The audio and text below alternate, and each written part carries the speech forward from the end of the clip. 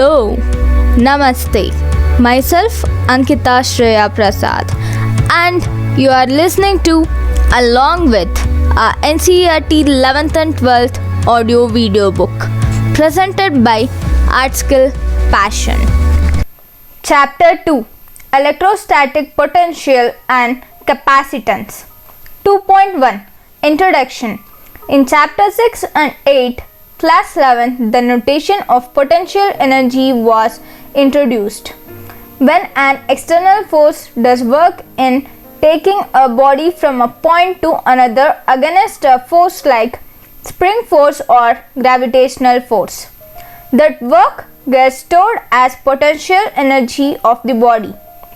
When the external force is removed, the body moves, gaining kinetic energy and losing an equal amount of potential energy.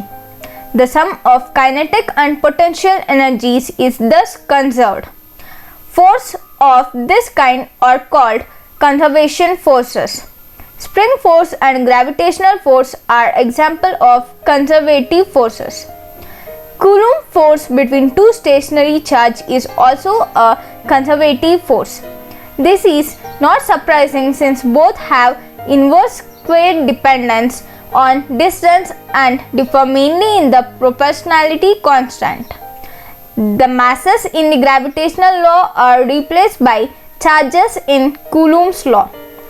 Thus, like the potential energy of a mass in a gravitational field, we can define electrostatic potential energy of a charge in an electrostatic field. Consider an electrostatic field E due to some charge configuration. First, for simplicity, consider the field E due to a charge Q placed at the origin. Now, imagine that we bring a test charge Q from a point R to a point P against the repulsive force on it due to the charge Q with reference to figure 2.1. This will happen if Q and Q are both positive or both negative. For definiteness, let us take Q greater than 0. Two remarks may be made here. First, we assume that the test charge Q is so small that it does not disturb the original configuration, namely the charge Q at the origin, or else we keep Q fixed at the origin by some unspecified force. Second, in bringing the charge Q from R to P, we apply an external force F external, just announced to counter the repulsive electric force Fe, that is F external is equal to minus Fe. This means there is no net force on or acceleration of the charge Q when it is brought from R to P, that is, it is brought with infinitesimally slow constant speed.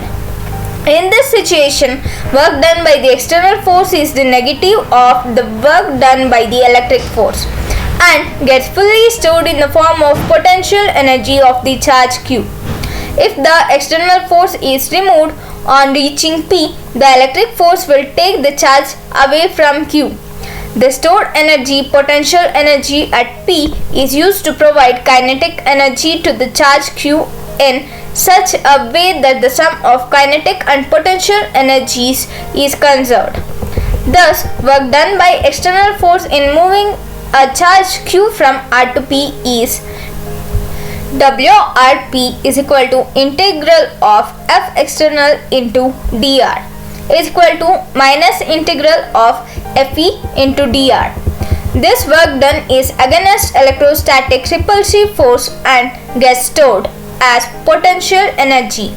At every point in electric field, a particle with charge Q possesses a certain electrostatic potential energy. This work done increases its potential energy by an amount equal to potential energy differences between points R and P.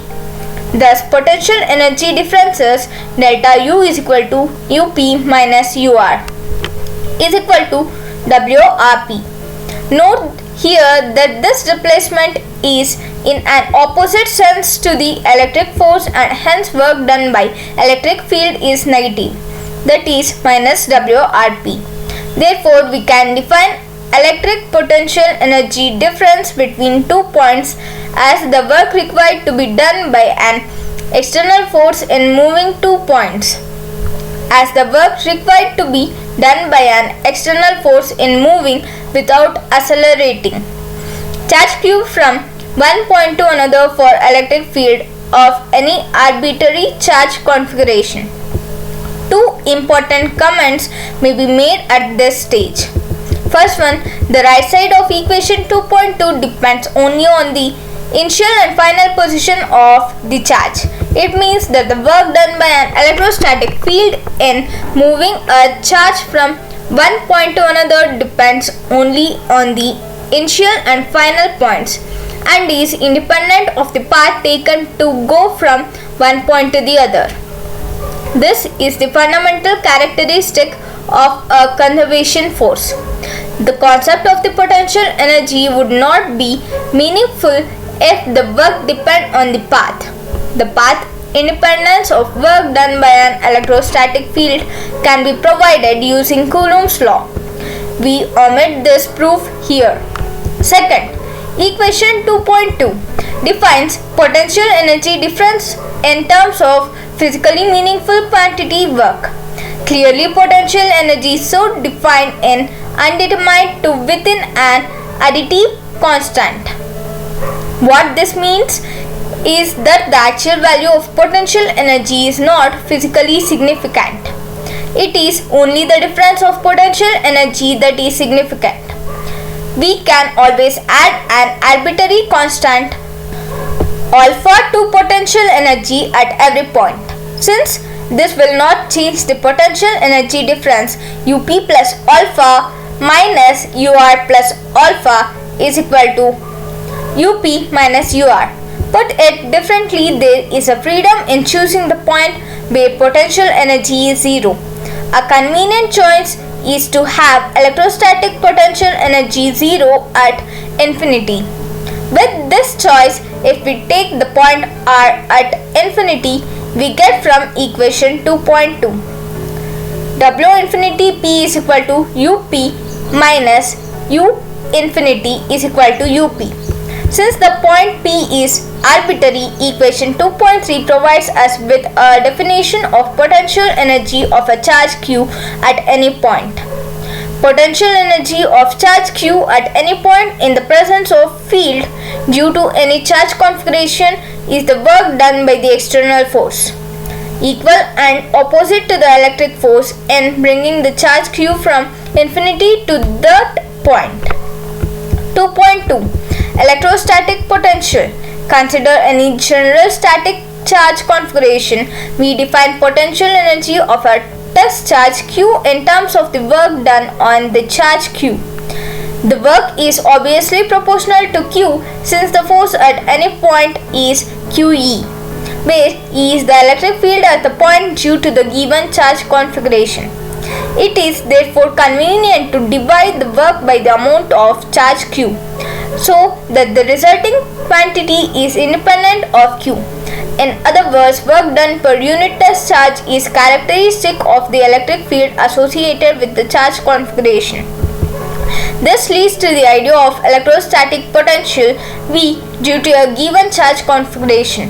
From equation 2.1, we get work done by external force in bringing a unit positive charge from point R to P is equal to Vp minus Vr whole is equal to Up minus Ur divided by Q, where Vp and Vr are the electrostatic potential at P and R respectively. Note, as before, it is not the actual value of potential but the potential difference that is physically significant. If, as before, we choose the potential to be zero at infinity. Example 2.4 implies work done by an external force in bringing a unit positive charge from infinity to a point is equal to electrostatic potential V at that point. In other words, the electrostatic potential V at any point in region with electrostatic field is the work done in bringing a unit positive charge without acceleration from infinity to that point. Qualifying remarks made earlier regarding potential energy also apply to the definition of potential. To obtain the work done per unit test charge, we should take an infinitesimal test charge, delta Q. Obtain the work done, delta W, in bringing it from infinity to the point and determine the ratio, delta W divided by delta Q. Also, the external force at every point of the path is to be equal and opposite to the electrostatic force on the test charge at that point. 2.3 Potential due to a point charge. Consider a point charge Q at the origin, figure 2.3. For definiteness, take Q to be positive. We wish to determine the potential at any point P with position vector R from the origin.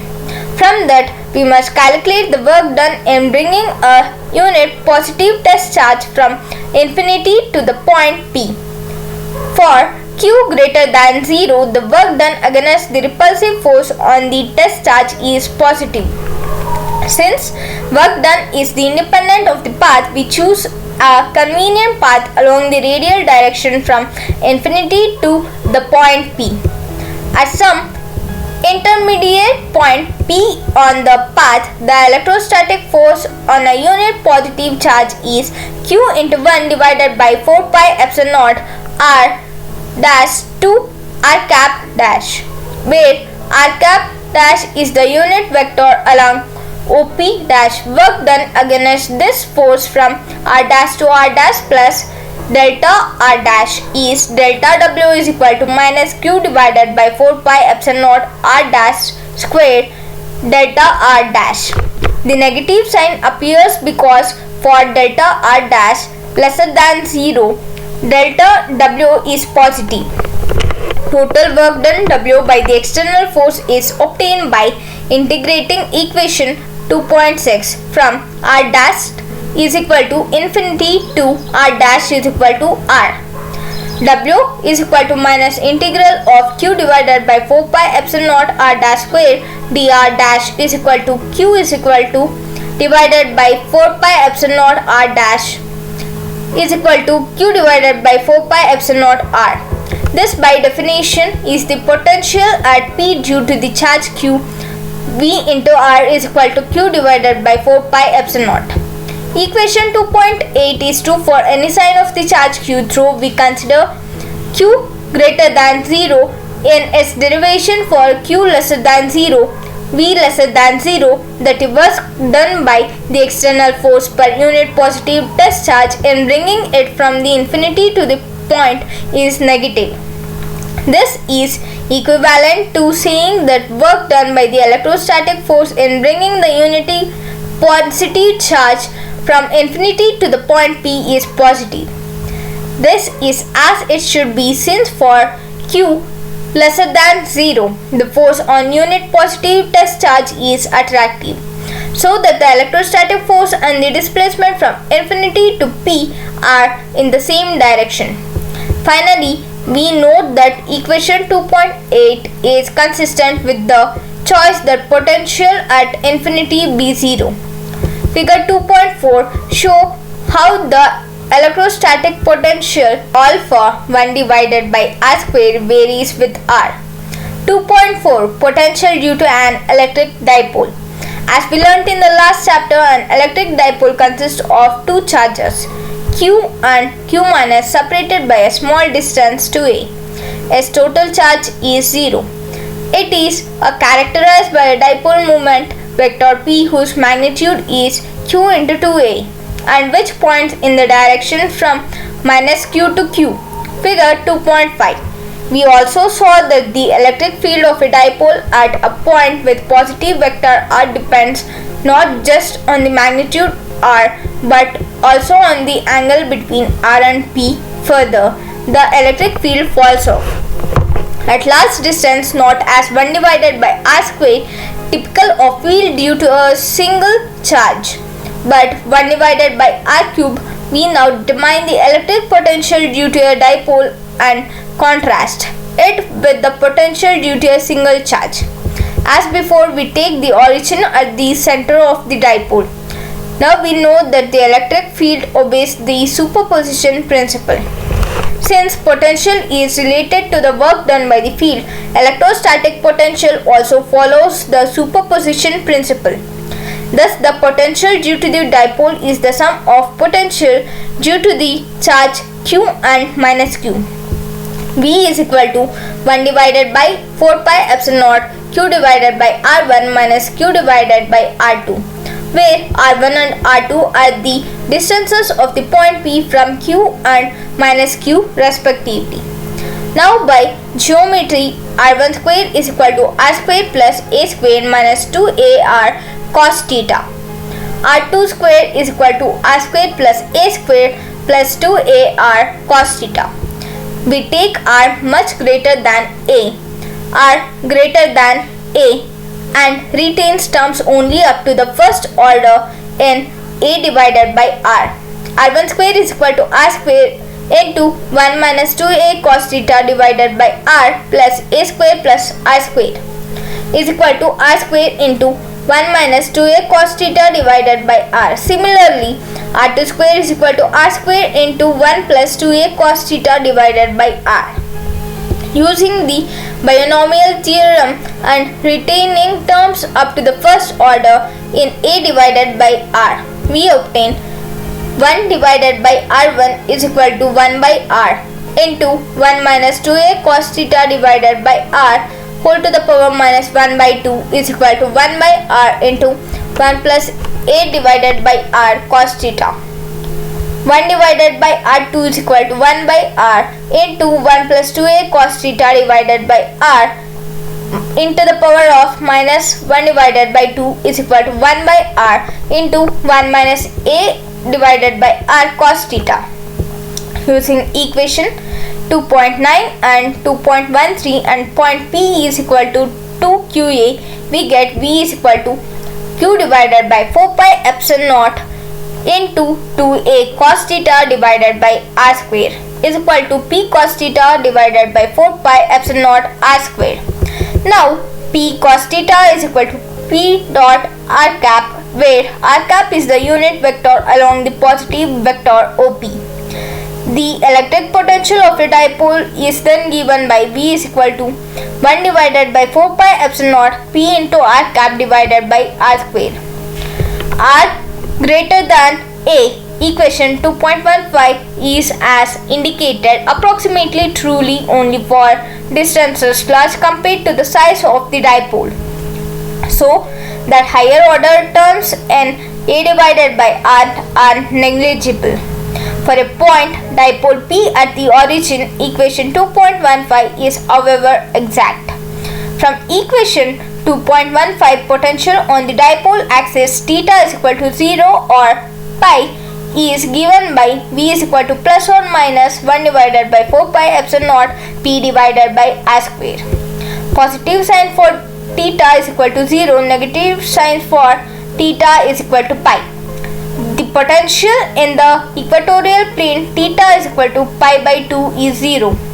The important constituting features of electric potential of dipole from the due to a single charge are clear from equation 2.8 and 2.15. The potential due to a dipole depends not just on R but also on the angle between the position vector R and the dipole moment vector P. It is, however, actually symmetric about P. That is, if you rotate the position vector R about P, keeping theta fixed, the point corresponding to P on the cone so generated will have the same potential as at P. The electric dipole potential falls off at large distance as 1 divided by R square, not as 1 divided by R, characteristic of potential due to a single charge. You can refer to the figure 2.5 for graphs of 1 divided by R square versus R and 1 divided by R versus R drawn there in another context. 2.5 Potential due to a system of charges.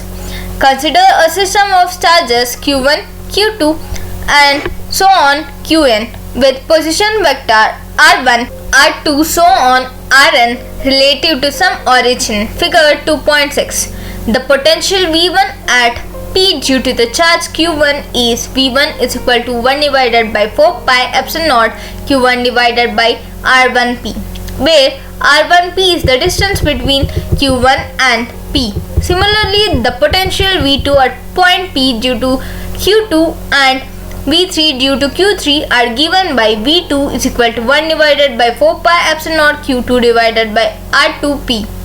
V3 is equal to 1 divided by 4 pi epsilon naught Q3 divided by R3P, where R2P and R3P are the distances of P from charge Q2 and Q3 respectively, and so on for the potential due to other charges. By the superposition principle, the potential V at P due to the total charge configuration is the algebraic sum of the potential due to the individual charge. V is equal to V1 plus V2 so on plus Vn is equal to 1 divided by 4 pi epsilon naught into Q1 divided by R1P plus Q2 divided by R2P plus so on Qn divided by Rnp. If we have a continuous charge distribution characterized by a charge density rho r, we divide it as before into small volume elements each of size delta V and carrying a charge rho delta V. We then determine the potential due to each volume elements and some, strictly speaking, integrate over all such contributions and thus determine the potential due to the entire distribution. We have seen in Chapter 1 that for a uniformly charged spherical shell, the electric field outside the shell is as if the entire charge is concentrated at the center. Thus, the potential outside the shell is given by V is equal to 1 divided by 4 pi epsilon naught Q divided by R greater than capital R, where Q is the total charge on the shell and R is radius. The electric field inside the shell is 0. This implies section 2.6 that potential is constant inside the shell, as no work is done in moving a charge inside the shell, and therefore equals its value at the surface, which is V is equal to 1 divided by 4 pi epsilon naught Q divided by R. 2.6. Equipotential surfaces. An equipotential surfaces is a surface with a constant value of potential at all points on the surface. For a single charge Q, the potential is given by equation 2.8. V is equal to 1 divided by 4 pi epsilon naught Q divided by R. This shows that V is a constant if R is constant. Thus, equipotential surfaces of a single point charge are concentric spherical surfaces centered at the charge. Now, the electric field lines of a single charge Q are radial lines starting from or ending at the charge, depending on whether Q is positive or negative. Clearly, the electric field at every point is normal to the equipotential surfaces passing through that point. This is true in general. For any charge configuration, equipotential surface through a point is normal to the electric field at that point. The proof of this statement is simple. If the field were not normal to the equipotential surface, it would have non-zero component along the surface. To move a unit test charge, have non-zero component along the surface. To move a unit test charge against the direction of the component of the field, work would have to be done. But this is in contradiction to the definition of an equipotential surface. There is no potential differences between any 2 points on the surface and no work is required to move a test charge on the surface. The electric field must therefore be normal to the equipotential surface at every point.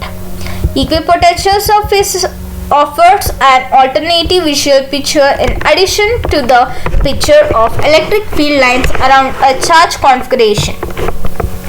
Figure 2.10. Equipotential surfaces for a uniform electric field. For uniform electric field E, say along the x-axis, the equipotential surfaces are planes normal to the x-axis, that is, planes parallel to the y and z plane. Figure 2.10. Equipotential surfaces for A, a dipole, and B, two identical positive charge are shown in figure 2.11. Figure 2.11. Some equipotential surfaces for A, a dipole, B, two identical positive charges. 2.6.1. Relationship between field and potential. Consider two closely placed equipotential surfaces A and B with potential value V and V plus delta V, where delta V is the change in V direction of the electric field E. Let P be a point on the surface B. Delta L is the perpendicular distance of the surface A from P. Imagine that a unit positive charge is moved along this perpendicular from the surface B to the surface A against the electric field. The work done in this process is E delta L. This work equal to the potential difference VA minus VB. Thus, E delta L is equal to V minus V plus delta V is equal to minus delta V. That is, mod of E is equal to minus delta V divided by delta L. Since delta V is negative, delta V is equal to minus delta V, where we can rewrite equation 2.20 as mod of E is equal to minus delta V divided by delta L is equal to plus mod of delta V divided by delta L. We thus arrive at the important conclusion concerning the relation between electric field and potential. Electric field is the direction in which the potential decreases steepest. Second, its magnitude is given by the change in magnitude of potential per unit displacement normal to the equipotential surfaces at the point. 2.7. Potential energy of a system of charges. Consider first the simple case of two charges Q1 and Q2 with position vector R1 and R2 relative to some origin. Let us calculate the work done externally in building up this configuration. This means that we consider the charges Q1 and Q2 initially at infinity and determine the work done by an external agency to bring the charges to the given location. Suppose first the charge Q1 is brought from infinity to the point R1. There is no external field against which work needs to be done. So, work done in bringing Q1 from infinity to R1 is 0. This charge produces a potential in a space given by V1 is equal to 1 divided by 4 pi epsilon naught Q1 divided by R1p, where R1p is the distance of a point P in space from the location of Q1.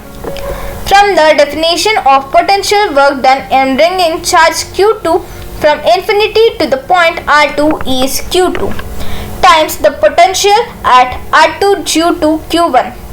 Work done on Q2 is equal to 1 divided by 4 pi epsilon naught Q1 Q2 divided by R12, where R12 is the distances between point 1 and 2. Since electrostatic force is conservative, this work gets stored in the form of potential energy of the system. Thus, the potential energy of the system of two charges Q1 and Q2 is U is equal to 1 divided by 4 pi epsilon naught Q1 Q2 divided by R12. Obviously, if Q2 was brought first to its present location and Q1 brought later, the potential energy U would be the same. More generally, the potential energy expression, equation 2.22, is altered whatever way the changes are brought to the specified locations because of path independence of work for electrostatic force. Equation 2.22 is true for any sign of Q1 and Q2. If Q1 Q2 greater than 0, potential energy is positive. This is as expected since for like charges Q1 Q2 greater than 0, electrostatic force is repulsive and positive amount of work is needed to be done against this force to bring the charges from infinity to a finite distance apart. For unlike charges Q1 Q2 lesser than 0, the electrostatic force is attractive. In that case, a positive amount of work is needed against this force to take the charges from the given location to infinity. In other words, a negative amount of work is needed for the reverse path from infinity to the present location. So the potential energy is negative. Equation 2.22 is easily generalized for a system of any number of point charges. Let us calculate the potential energy of a system of three charges Q1, Q2 and Q3 located at R1, R2, R3 respectively. To bring Q1 first from infinity to R1, no work is required. Next we bring Q2 from infinity to R2. As before, work done in this step is Q2 V1 into R2 is equal to 1 divided by 4 pi epsilon naught Q1 Q2 divided by R12. The charges Q1 and Q2 produces a potential which at any point P is given by V12 is equal to 1 divided by 4 pi epsilon naught into Q1 divided by R1P plus Q2 divided by R2P. Work done next in bringing Q3 from infinity to the point R3 is Q3 times V1 2 at R3. Q3 V1 2 R3 is equal to 1 divided by 4 pi epsilon naught into Q1 Q3 divided by R13 plus Q2 Q3 divided by R23. The total work done in assembling the charges at the given location is obtained by adding the work done in different steps. Equation 2.23 and equation 2.25. U is equal to 1 divided by 4 pi epsilon naught Q1 Q2 divided by R12 plus Q1 Q2 divided by R13 plus Q2 Q3 divided by R23. Again, because of the conservative nature of the electrostatic force or equivalently the path independence of work done, the final expression for U and equation 2.26 is independent of the manner in which the configuration is assembled. The potential energy is characteristics of the present state of configuration and not the way the state is achieved. 2.28 Potential energy in an external field. 2.8.1 Potential energy of a single charge. In section 2.7, the source of the electric field was specified. The charges and the location and the potential energy of the system of those charges was determined. In this section, we ask a related but a distinct question. What is the potential energy of a charge Q in a given field? The question was in fact the starting point that led us to the notation of the electrostatic potential. Sections 2.1 and 2.2. But here we address this question again to clarify in what way it is different from the discussion in section 2.7.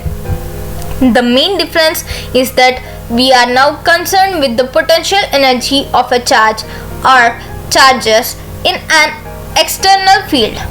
The external field E is not produced by the given charge S whose potential energy we wish to calculate. E is produced by the source of external to give charges S. The external source may be known, but often they are unknown or unspecified. What is specified is the electric field E or the electrostatic potential V due to the external sources. We assume that the charge Q does not significantly affect the sources producing the external field. This is true if Q is very small. or the external sources are held fixed by other unspecified forces. Even if Q is finite, its influences on the external sources may still be ignored in the situation when very strong sources far away at infinity produces a finite field E in the region of interest. Note again that we are interested in determining the potential energy of a given charge Q and later a system of charges. In the external field, we are not interested in the potential energy of the sources producing the external electric field. The external electric field E and the corresponding external point V may vary from point to point. By definition, V at a point P is the work done in bringing a unit positive charge from infinity to the point P. We continue to take potential at infinity to be 0. Thus, work done in bringing a charge Q from infinity to the point P in the external field is QV. This work is stored in the form of potential energy of Q. If the point P has position vector r relative to some origin, we can write potential energy of Q at r in an external field is equal to QV into R, where V into R is the external potential at the point R. Thus, if an electron with charge Q is equal to E is equal to 1.6 into 10 to the power minus 19 coulomb is accelerated by a potential difference of delta V is equal to 1 volt, it would gain energy of Q delta V is equal to 1.6 into 10 to the power minus 19 joules. This unit of energy is defined as 1 electron volt or 1 eV, that is 1 eV is equal to 1.6 into 10 to the power minus 19 joule. The unit based on EV are most commonly used in atomic, nuclear and particle physics. 1 keV is equal to 10 to the power 3 EV is equal to 1.6 into 10 to the power minus 16 joules. 1 MeV is equal to 10 to the power 6 EV is equal to 1.6 into 10 to the power minus 13 joules. 1 GeV is equal to 10 to the power 9 EV is equal to 1.6 into 10 to the power minus 10 joule, and 1 TeV is equal to 10 to the power 12 EV is equal to 1.6 into 10 to the power minus 7 joules. This has already been defined on page 117, 11 Physics Part 1 Table 6.1. 2.8.2 Potential energy of a system of two charges in an external field. Next, we ask what is the potential energy of a system of two charges Q1 and Q2 located at R1 and R2 respectively in an external field. First, we calculate the work done in bringing the charge Q1 from infinity to R1. Work done in this step is Q1 V into R1 using equation 2.27. Next, we consider the work done in bringing Q2 to R2. In this step, work is done not only against the external field E but also against the field due to Q1. Work done on Q2 against the external field is equal to Q2V into R2. Work done on Q2 against the field due to Q1 is equal to Q1 Q2 divided by 4 pi epsilon naught R12, where R12 is the distance between Q1 and Q2. We have made us use of equations, and by the superpositional principle for fields, we add up the work done on Q2 against the two fields E and the due to Q1. Work done in bringing Q2 to R2 is equal to Q2V into R2 plus Q1 Q2 divided by 4 pi epsilon naught R12. Thus, potential energy of the system, the total work done in assembling the configuration is equal to Q1V into R1 plus Q2V into R2 plus Q1 Q2 divided by 4 pi epsilon naught R12. 2.8.3 Potential energy of a dipole in an external field. Consider a dipole with a charge Q1 is equal to plus Q and Q2 is equal to minus Q placed in a uniform electric field E. as shown in figure 2.16. As seen in the last chapter, in a uniform electric field, the dipole experiences no net force but experiences a torque given by torque is equal to P into E, which will tend to rotate it unless P is parallel to or antiparallel to E. Suppose an external torque T external is applied in such a manner that it just neutralizes this torque and rotates it in the plane of paper from angle theta naught to angle theta 1 at an infinitesimal angular speed and without angular acceleration. The amount of work done by the external torque will be given by W is equal to integral of theta 1 theta naught T external theta into delta integral of theta 1 theta naught P sin theta d theta is equal to P into cos theta naught minus cos theta 1. This work is stored as the potential energy of the system. We can then associate potential energy U theta with an inclination theta of the dipole. Similar to other potential energies, there is a freedom in choosing the angle where the potential energy U is taken to be 0. A natural choice is to take theta naught is equal to pi divided by 2. An explanation for it is provided towards the end of the discussion. We can then write U theta is equal to Pe into cos pi by 2 minus cos theta is equal to Pe cos theta is equal to minus Pe. This expression can alternatively be understood as from equation 2.29. We apply equation 2.29 to the present system of two charges plus q and minus q. The potential energy expression then reads U dash theta is equal to q into V into R1 minus V into R2 minus q square divided by 4 pi epsilon naught into 2a. Here R1 and R2 denote the position vectors of plus q and minus q. Now the potential differences between positions R1 and R2 equals the work done in bringing a unit positive charge against field from R2 to R1. The displacement parallel to the force is 2a cos theta. Thus V into R1 minus V into R2 is equal to minus E into 2a cos theta. We thus obtain U dash theta is equal to minus Pe cos theta minus q square divided by 4 pi epsilon naught into 2a is equal to minus Pe minus q square divided by 4 pi epsilon naught into 2a. We note that U dash theta differs from U theta by a quantitatively, which is just a constant for a given dipole. Since a constant is insignificantly for potential energy, we can drop the second term in equation 2.34 and it then reduces to equation 2.32. We can now understand why we took theta naught is equal to pi by 2. In this case, the work done against the external field E in bringing plus q and minus q equal and opposite and cancel out. That is, q V into R1 minus V into R2 is equal to 0. 2.9 Electrostatics of Conductors. Conductors and insulators were described briefly in Chapter 1. Conductors contain mobile charge carriers in metallic conductors. These charge carriers are electrons in a metal.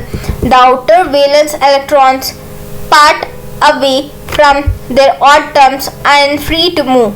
These electrons are free within the metal but not free to leave the metal. The free electrons from a kind of glass, they collide with each other and with the ions and move randomly in different directions in an external electric field. They drift against the direction of field. The positive ions made up of the nuclei and the bound electrons remains held in their fixed position. In electrolytic conductors, the charge carriers are both positive and negative ions, but the situation in this case is more involved. The movement of the charge carriers is affected both by the external electric field as also by the so-called chemical forces. See Chapter 3. We shall restrict our discussion to metallic solid conductors. Let us note important results regarding electrostatics of conductors. First, inside a conductor, electrostatic field is zero. Consider a conductor neutral or charged. There may also be an external electrostatic field. In the static situation, when there is no current inside or the surface of the conductor, the electric field is zero everywhere inside the conductor. This fact can be taken as the defining property of a conductor. A conductor has free electrons. As long as the electric field is not zero, the free charge carriers would experience force and drift. In the static situation, the free charges have so distributed themselves that the electric field is zero everywhere inside. Electrostatic field is zero inside a conductor. Second, at the surface of a charged conductor, electrostatic field must be normal to the surface at every point. If E were not normal to the surface, it would have some non-zero component along the surface. Free charges on the surface of the conductor would then experience force and move. In the static situation, therefore, each should have no tangential component. Thus, electrostatic field at the surface of a charged conductor must be normal to the surface at every point. For a conductor without any surface charge density, field is zero even at the surface. See result 5. Third, the interior of conductor can have no excess charge in the static situation. A neutral conductor has equal amounts of positive and negative charges in very small volume or surface elements. When the conductor is charged, the excess charge can reside only on the surface in the static situation. This follows from the gas law. Consider an arbitrary volume element V inside a conductor on the closed surface as bounding the volume element V. Electrostatic field is zero, thus the total electric flux through S is zero. Hence, by gas law, this is no net charge enclosed by S, but the surface S can be made as small as you like. That is, the volume V can be made vanishingly small. This means there is no net charge at any point inside the conductor, and any excess charge must reside at the surface. Fourth, electrostatic potential is constant throughout the volume of the conductor and has the same value as inside on its surface.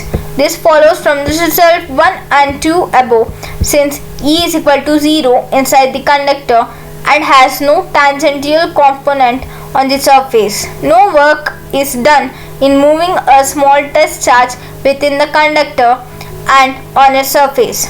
That is, there is no potential difference between any 2 points inside or on the surface of the conductor.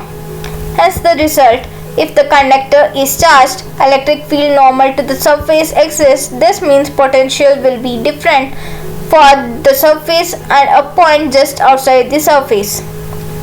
In a system of conductor of arbitrary size, shape and charge configuration, each conductor is characterized by a constant value of potential. But this constant may differ from one conductor to the other. Fifth, electric field at the surface of a charged conductor. E is equal to sigma divided by epsilon naught n cap, where sigma is the surface charge density and n cap is the unit vector normal to the surface in the outward direction. To derive the result, choose a pillbox, a short cylinder, as a Gaussian surface about any point P on the surface. As shown in figure 2.17, the pillbox is partly inside and partly outside the surface of the conductor. It has a small area of cross section delta S and negligible height. Just inside the surface, the electrostatic field is zero. Just outside, the field is normal to the surface with magnitude E. Thus, the contribution to the total flux through the pillbox comes only from the outside circular cross section of the pillbox. This equals plus or minus E delta S positive for sigma greater than 0, negative for sigma lesser than 0. Since over the small area delta S, E may be considered constant and E and delta S are parallel or anti-parallel. The charge enclosed by the pillbox is sigma delta S by Gaussian's law.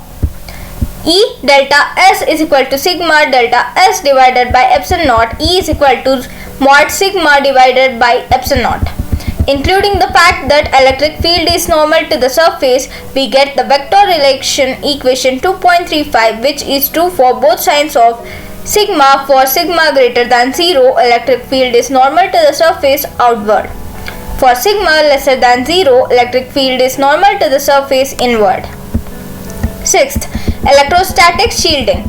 Consider a conductor with a cavity with no charges inside the cavity.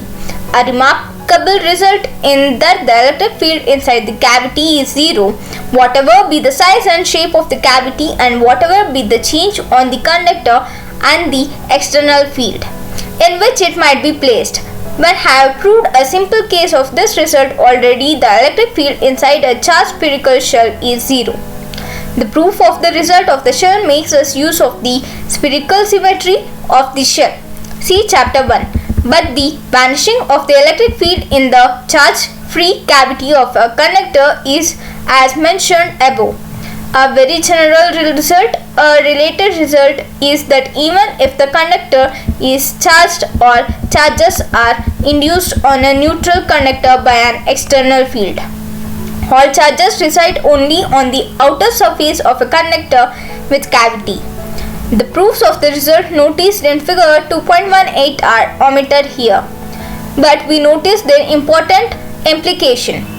Whatever be the charge and field configuration outside, and cavity in a conductor remain shielded from outside electric influence. The field inside the cavity is always 0. This is known as electrostatic shielding. The effect can be made use of the protecting sensitive instruments from outside electrical influence. Figure 2.19 gives a summary of the important electrostatic properties of a conductor. 2.10 Dielectric and Polarization. Dielectrics are non-conductive substances. In contrast to conductors, they have no negligible number of charge carriers.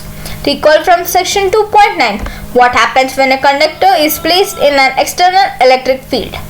The free charge carries more and charge distribution in the conductor adjusts itself in such a way that the electric field due to the induced charge opposes the external field within the conductor. This happens until in the static situation the two fields cancel each other and the net electrostatic field in the conductor is 0. In a dielectric, this free movement of charge is not possible. It turns out that the external field induces dipole moment by stretching or reorienting molecules of the dielectric. The collective effect of all the molecular dipole movements is net charge on the surface of the dielectric, which produces a field that opposes the external field. Unlike in a conductor, however, the opposing field so induced does not exactly cancel the external field. It only reduces it. The extent of the effect depends on the nature of the dielectric. To understand the effect, we need to look at the charge distribution of a dielectric at the molecular level. The movements of a substances may be polar or non-polar. In a non-polar molecule, the centers of positive and negative charge coincide. The molecules that has no permanent or intrinsic dipole moment. Example of non-polar molecules are oxygen O2 and hydrogen S2 molecules, which because of the symmetry have no dipole moment. On the other hand, a polycular molecule is one in which the centers of positive and negative charges are separated even when there is no external field. Such molecules have a permanent dipole moment, and ionic molecules such as HCl or molecule of water H2O are example of polar molecules. In an external electric field, the positive and negative charge of a non-polar molecule are displaced in positive direction. The displacement stops when the external force on the constituent charge of the molecules is balanced by the restoring force due to internal fields in the molecule. The nonpolar molecule thus develops. The induced dipole moments of different molecules add up, giving a net dipole moment of the dielectric in the presence of the external field. A dielectric with polar molecules also develops a net dipole moment in an external field. But for different reasons, in the absence of any external field, the different permanent dipoles are oriented randomly due to the thermal agitation. So the total dipole moment is 0. When an external field is applied, the individual dipole moments tend to align with the field. When summed over the molecules, there is then a net dipole moment in the direction of the external field. That is, the dielectric is polarized. The extent of polarization depends on the relative strength of two mutually opposite factors. The dipole potential energy in the external field tending to align the dipoles with the field and thermal energy tending to disrupt the alignment. There may be in addition the induced dipole moment effect as for non-polar molecules, but generally the alignment effect is more important for polar molecules. Thus, in either case, whether the polar or non-polar dielectric develops a net pole moment in the presence of an external field. The dipole moment per unit volume is called polarization and is denoted by P. For linear isotropic dielectrics, P is equal to epsilon naught XE, where Xe is a constant characteristic of the dielectrics and is known as the electric susceptibility of the dielectric medium. It is possible to relate Xe to the molecular properties of the substance, but we shall not pursue that here. The question is, how does the polarized dielectric modify the original external field inside it? Let us consider for simplicity a rectangular dielectric slab placed in a uniform external field E naught parallel to of its faces. The field causes a uniform polarization P of the dielectric. Thus, every volume element delta V of the slab has a dipole moment P delta V in the direction of the field. The volume element's delta V is macroscopically small but contains a very large number of the molecular dipoles. Anywhere inside the dielectric, the volume element's delta V has no net charge, so it has a net dipole moment. This is because the positive charge of one of the dipoles sits close to the negative charge of the adjacent dipole. However, at a surface of dielectric normal to the electric field, there is evidently net charge density. As seen in figure 2.23, the positive ends of the dipoles remains unneutralized at the right surface and the negative ends at the left surface. The unbalanced charges are the induced charge due to the external field. Thus, the polarized dielectric is equivalent to two charged surfaces with induced surface charge densities. Say sigma p and minus sigma p. Clearly, the field produced by these surface charges opposes the external field. The total field in the dielectric is thereby reduced from the case when no dielectric is present. We should note that the surface charge density plus or minus sigma p arises from bound, not free charges in the dielectric. 2.11 Capacitors and Capacitance. A capacitor is a system of two conductors separated by an insulator. Figure 2.24. The conductors have charges, say Q1 and Q2, and potential V1 and V2. Usually in practice, the two conductors have charge Q and minus Q with potential differences V is equal to V1 minus V2 between them. We shall consider only this kind of charge configuration of the capacitor. Even a single conductor can be used as a capacitor by assuming the other at infinity. The conductors may be so charged by connecting them to the two terminals of a battery. Q is called the charge of the capacitor, though this in fact is the charge on one of the conductors. The total charge of the capacitor is 0. The electric field in the region between the conductors is proportional to the charge Q. That is, if the charge on the capacitor is say doubled, the electric field will also be doubled at every point. This follows from dielectric proportionality between field and charge implied by Coulomb's law and the superposition principle. Now, potential differences V is the work done per unit positive charge in taking a small test charge from the conductor 2 to 1 against the field. Consequently, V is also proportional to Q and the ratio Q divided by V is constant.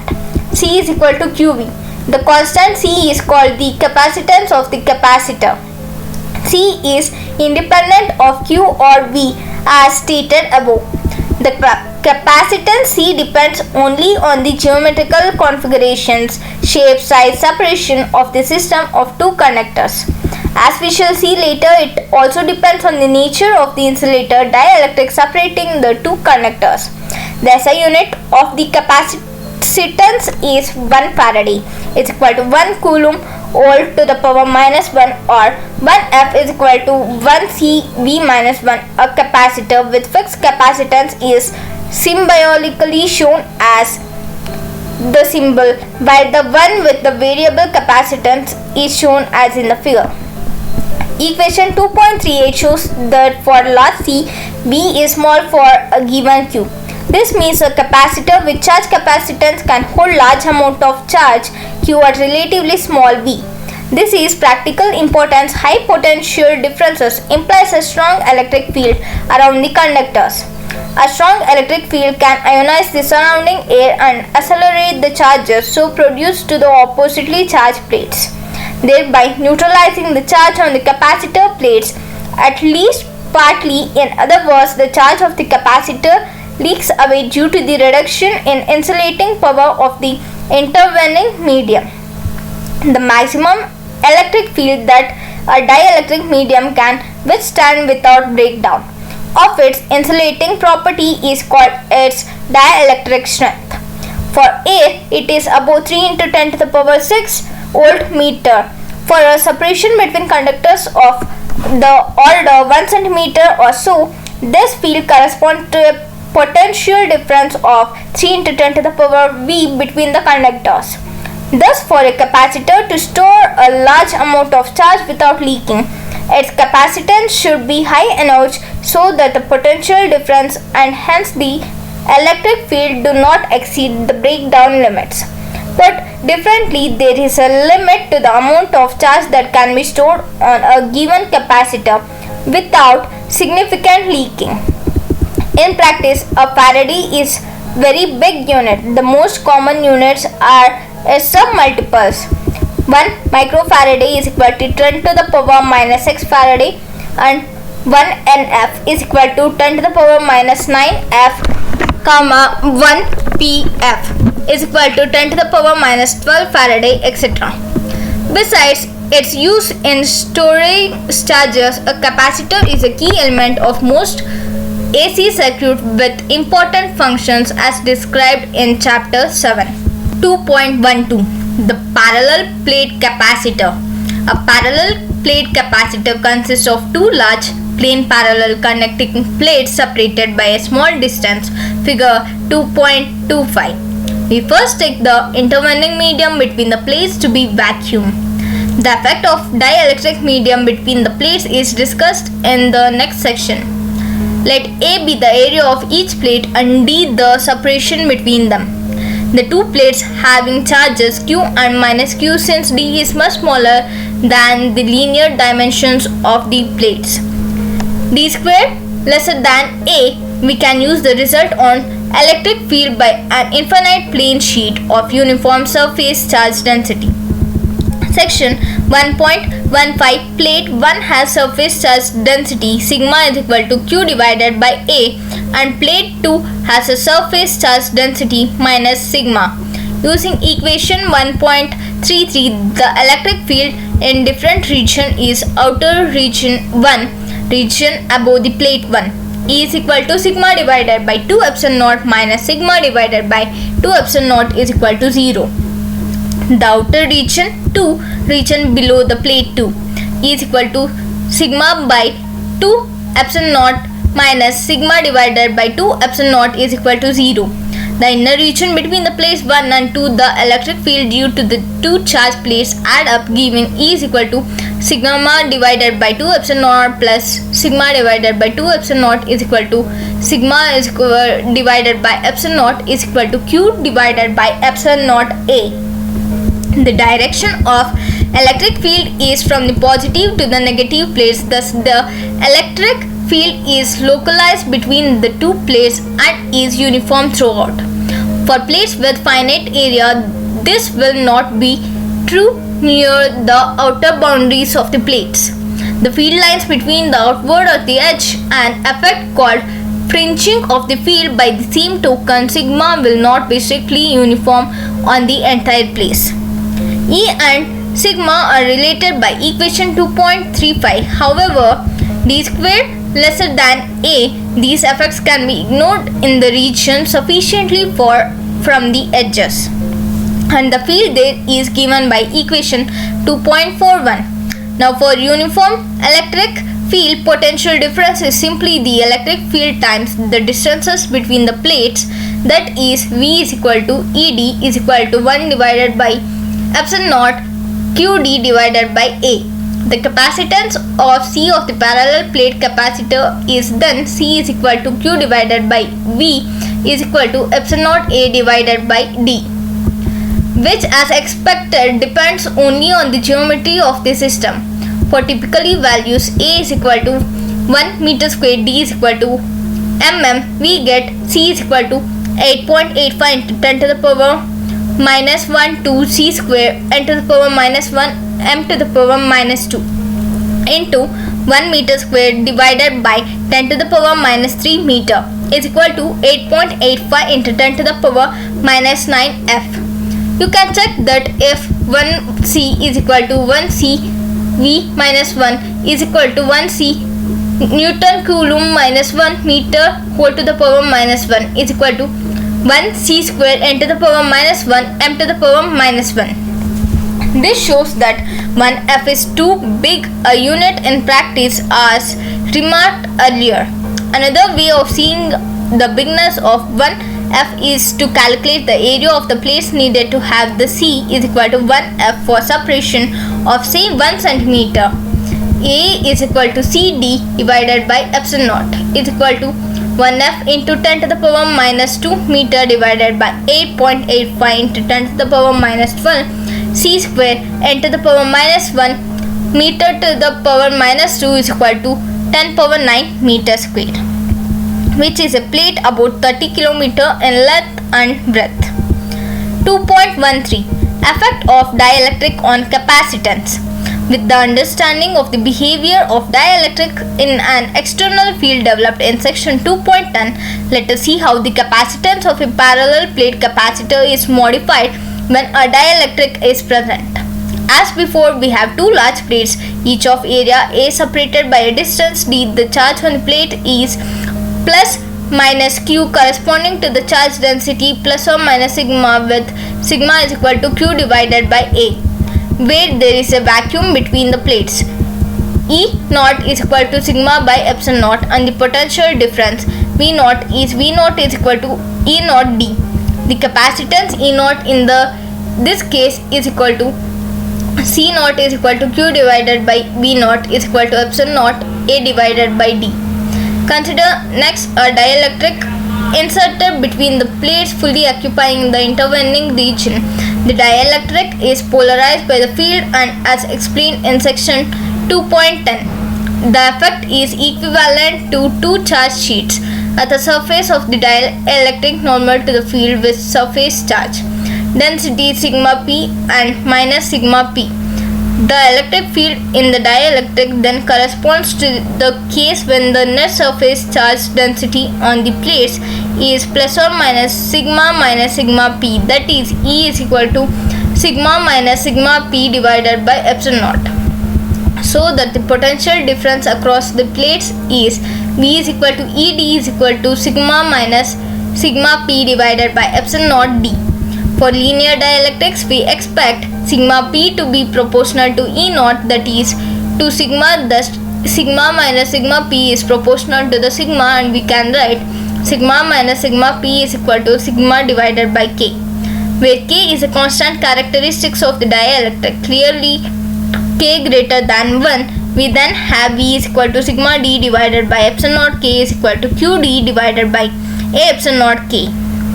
The capacitance C with dielectric between the plates is then C is equal to Q divided by V is equal to epsilon naught K A divided by D. The products epsilon naught K is called the permittivity of the medium and is denoted by epsilon. Epsilon is equal to epsilon naught K for vacuum K1 and epsilon is equal to epsilon naught. Epsilon naught is called the permittivity of the vacuum. The dimensionless ratio K is equal to epsilon divided by epsilon naught is called the dielectric constant of the substance. As remarked before from the equation 2.49, it is clear that the K is greater than 1 from equation 2.46 and 2.51. K is equal to C divided by C naught.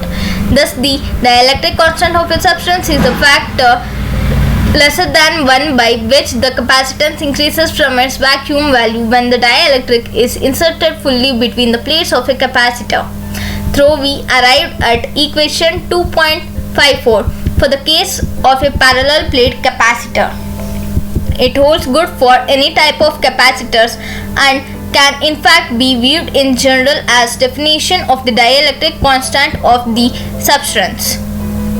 2.41 Combination of Capacitors. We can combine several capacitors of capacitance C1, C2, so on Cn to obtain a system with some effective capacitance C. The effective capacitance depends on the way the individual capacitors are combined. Two simple possibilities are discussed below. 2.14.1 Capacitors in series. Figure 2.26 shows capacitors C1 and C2 combined in series. The left plate of C1 and the right plate of C2 are connected to terminals of a battery and have charges Q and minus Q respectively. It then follows that the right place of C1 has charge minus Q and the left place of C2 has charge Q.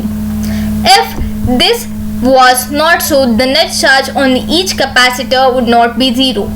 This would result in an electric field in the conductor connecting C1 and C2. Charge would flow until the net charge on the both C1 and C2 is zero, and there is no electric field in the conductor connecting C1 and C2. Thus, in the series combination, charges on the two plates plus or minus Q are the same on each capacitor. The total potential drop V across the combination is the sum of the potential drops V1 and V2 across C1 and C2 respectively.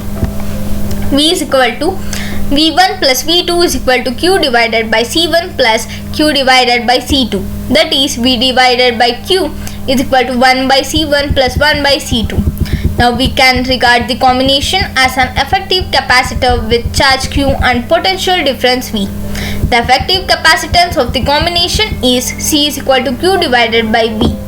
We compare equation 2.57 with equation 2.56 and obtain 1 divided by C, 1 divided by C1 plus 1 divided by C2. The proof clearly goes through for any number of the capacitors arranged in a similar way. Equation 2.255 for n capacitor arranged in series generalizes to V is equal to V1 plus V2 plus so on and plus Vn is equal to Q divided by C1 plus Q divided by C2 plus so on plus Q divided by Cn.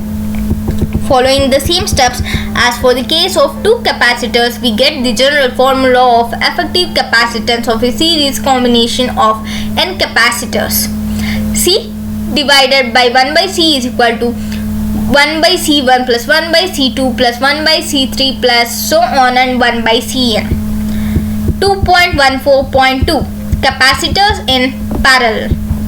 Figure 2.28a shows the two capacitors arranged in parallel in case the same potential difference is applied across both the capacitors, but the plate charges plus or minus Q1 on the capacitor 1 and the plate charge plus or minus Q2 on the capacitor 2 are not necessarily the same. Q1 is equal to C1V, Q2 is equal to C2V. The equivalent capacitor is 1 with charge. Q is equal to Q1 plus Q2 on potential difference V. Q is equal to minus CV is equal to C1V plus C2V. The effective capacitance C is from equation 2.63. C is equal to C1 plus C2. The general formula for effective capacitance C for the parallel combination of N capacitor figure 2.28b follows the similarity. Q is equal to Q1 plus Q2 plus so on and Qn. That is CV is equal to C1V plus C2V plus and so on CNV, which gives C is equal to C1 plus C2 plus and so on Cn. 2.15 Energy stored in a capacitor. A capacitor, as we have seen above, is a system of two conductors with charge Q and minus Q. To determine the energy stored in this configuration, consider initially two uncharged conductors 1 and 2. Imagine next a process of transferring charge from conductor 2 to conductor 1 bit by bit, so that at the end conductors 1 get charge Q. By charge conservation, conductors 2 has charge minus Q at the end. Figure 2.30. Figure 2.30. A. Work done in small step of building charge on conductor 1 from Q dash to Q dash plus delta Q dash. B. Total work done in charging the capacitor may be viewed as stored in the energy of electric field between the plates. In transferring positive charge from conductor 2 to conductor 1, work will be done externally since at any stage conductor 1 is at a higher potential than conductor 2. To calculate the total work done, we first calculate the work done in a small step involving transfer of an infinitesimal, that is vanishingly small, amount of charge. Consider the intermediate situation when the conductors 1 and 2 have charge Q dash and minus Q dash respectively. At this stage, the potential difference V between the conductors 1 and 2 is Q dash divided by C, where C is the capacitance of the system. Next, imagine that a small charge delta Q dash is transferred from conductor 2 to 1. Work done in the step delta W resulting in the charge Q dash on the conductor 1 increasing to Q dash plus sigma Q dash is given by delta W is equal to V dash delta Q is equal to Q dash divided by C delta Q dash. Since delta Q dash can be made as small as well, like equation 2.68 can be written as delta W is equal to 1 divided by 2C into Q dash plus delta Q dash whole to the power square minus Q dash 2. Equation 2.68 and 2.69 are identical because the term of second order and delta Q dash, that is delta Q dash square divided by 2C, is negligible since delta Q dash is arbitrarily small.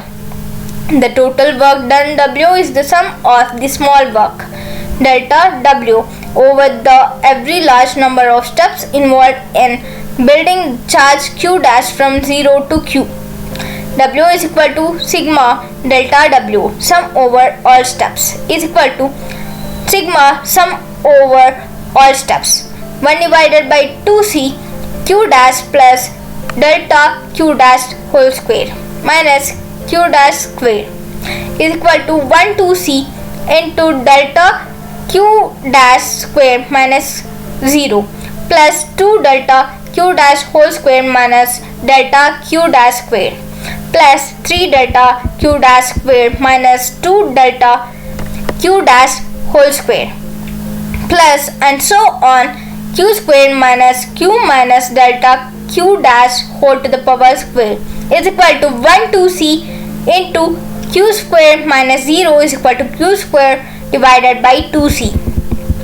The same result can be obtained directly from equation 2.68 by integration.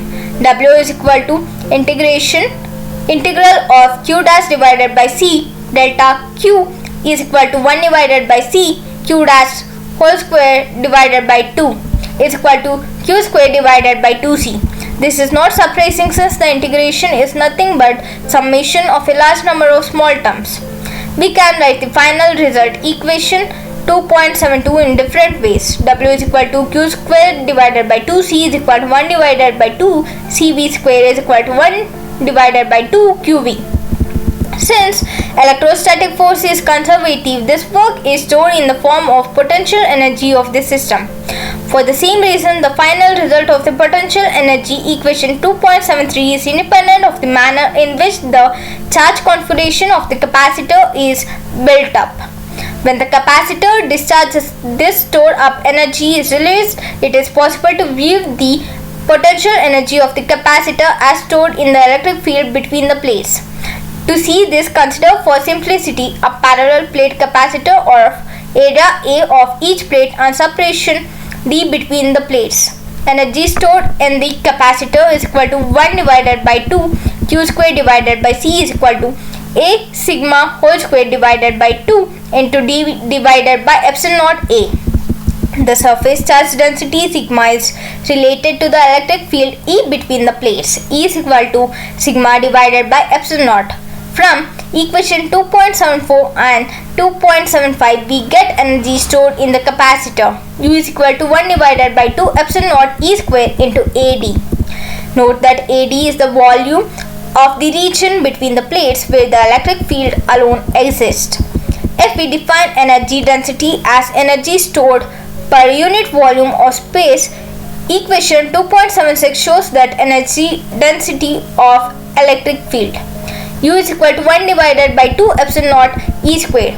Though we derive equation 2.77 for the case of a parallel plate capacitor, the result on energy density of an electric field is in fact very general and holds true for electric field due to any configuration of charges.